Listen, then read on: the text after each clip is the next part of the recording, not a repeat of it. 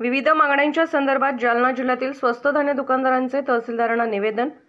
जालना जिल्ह्यातील स्वस्त धान्य दुकानदारांच्या वतीने तहसीलदारांना विविध मागण्यांचे निवेदन देण्यात आले। दिलेल्या निवेदनात नमूद करण्यात आले की मागील जुलै महिन्यापासून धान्य वितरित करताना अनेक तांत्रिक समस्यांना दुकानदारांना तोंड द्यावे लागत आहे।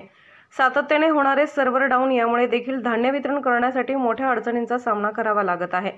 राशन कार्ड धारक व राशन दुकानदारांमध्ये यामुळे वाद उद्भवत आहेत। तसेच 30 जुलै 2024 रोजी ऑफलाईन पद्धतीने धान्य वितरणाची केलेली घोषणा ही केवळ फसवणूक असल्याचे दिसून आले। याचे कारण की सुमारे 30 ते 40 वर्ष सेवा देणाऱ्या स्वस्त धान्य दुकानदारांवर शासनाने थोडाही विश्वास न ठेवता शासकीय कर्मचारी म्हणून कोतवालाच्या उपस्थितीमध्ये धान्य वितरण करण्याचे निर्देश जिल्हा प्रशासनास दिले होते। तरी ई-पॉस मशीन समस्येवर तोडगा निघेपर्यंत ई-पॉस मशीन जमा करण्यात याव्या व दुकानदार यांच्या स्तरावर ऑफलाईन पद्धतीने धान्य वाटप करण्याची परवानगी देण्यात यावी अशी मागणी जिल्हा स्वस्त धान्य दुकानदारांच्या वतीने करण्यात आलेली आहे। सदर निवेदनावर महासंघाचे शहराध्यक्ष मनीत कक्कड, तालुका अध्यक्ष प्रभाकर डोंगरे, तालुका सचिव नितीन श्रीसुंदर, शहर सचिव संकेत पाटील इत्यादींच्या स्वाक्षऱ्या आहेत। Vidarbha Loknews bureau report Jalna.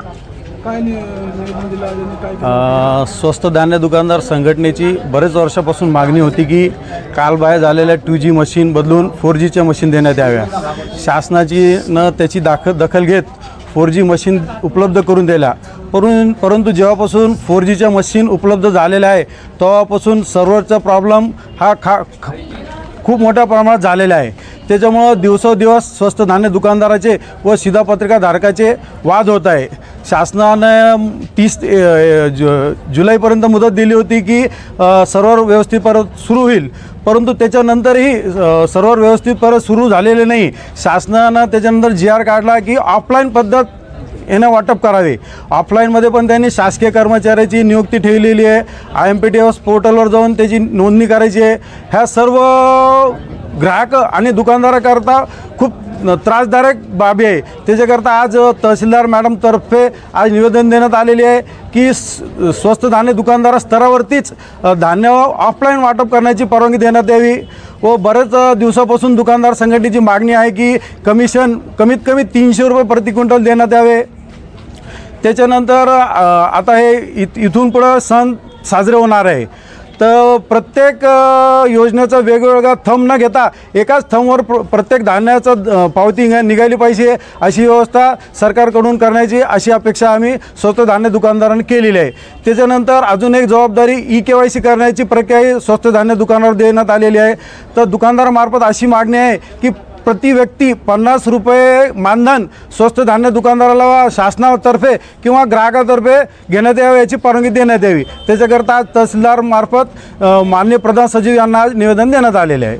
Offline धान्य वाटप करा असं तर तुम्हाला सांगितलेलं आहे। आजकाल मशीन वगैरे जमा केल्या जातात। ऑफलाईन वाटप संदर्भामध्ये त्यांनी असं GR काढलेला आहे की शासकीय कर्मचारी यांच्या निगराणीखाली व IMPTS पोर्टलवर जाऊनच धान्य वाटप करायचं आहे।